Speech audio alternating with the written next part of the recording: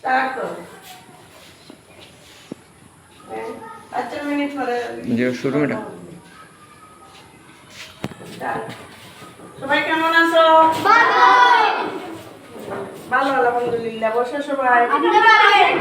ভালো আছে আলহামদুলিল্লাহ, খুব ভালো আছে। কারণ সকালবেলা মর্নিং স্কুল, শরীরের জন্য ভালো, মন ভালো থাকে। তোমাদের কেমন লাগে? ভালো। আচ্ছা, আজকে ক্লাসের মূল বিষয়টা হলো, আমি তোমাদেরকে যে বিষয় বোঝাবো তা হলো ভগ্নাংশ। ভগ্নাংশ হলো যেমন তোমরা একটু দেখো, এই দেখো পূর্ণ একটা কাগজ, পূর্ণ একটা কাগজ মানে সমস্ত একটা কাগজ, আস্তা একটা মাত্র কাগজ। এটা কয়টা কাগজ? একটা কাগজ, একটা কাগজ। আচ্ছা, এই একটা কাগজ ও একটা কাগজ, কয়টা কাগজ? কাগজ কয়টি? আচ্ছা, এই দুইটি কাগজ রে আমি একসাথে রাখলাম। এখন একটা কাগজ রে একসাথে এখানে রাখি, আর একটা কাগজ রে দুই ভাগ করি। কয় ভাগ করতাম? দুই ভাগ করতাম। আচ্ছা, দুই ভাগ করা যাবে তবে তোমরা পারবা? আচ্ছা, এই কাগজটা ভাগ জমা দাও।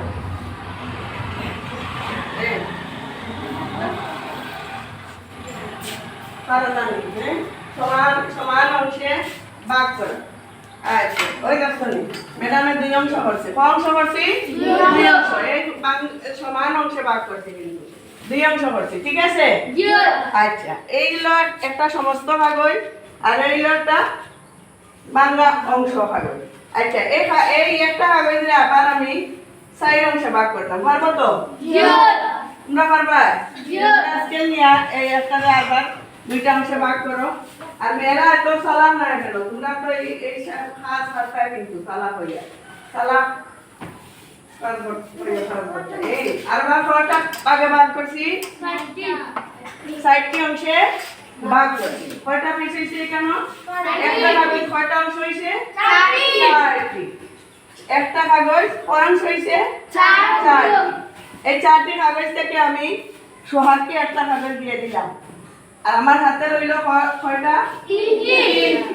কয়টি রইল? 3টি। এই জিনিসটি আমি বুঝাবো। কত একটা কাগজ কয় অংশ হয়েছে? 4 অংশ। 4 অংশ হওয়ার পরে আমার হাতে রয়েছে 3 অংশ। আচ্ছা, আর এখন দেখো সোহাগকে আমি কয় অংশ দিয়েছি? 1 অংশ। এখন দেখো আমি সোহাগকে দিলাম আরো একটা কাগজ। কয় অংশ দিলাম সোহাগকে? 2 অংশ। আর আমার হাতে রইল কয় অংশ? 2 অংশ। অর্থাৎ 2 ভাগের কত দিছি সোহাগকে? 4 ভাগের। কত ভাগের? 4 ভাগের। সোহাগকে কত ভাগে কত দিছি? 4 ভাগের 2 অংশ দিছি। কিন্তু অংশ সোহাগকে দিছি 4 ভাগে 2 অংশ।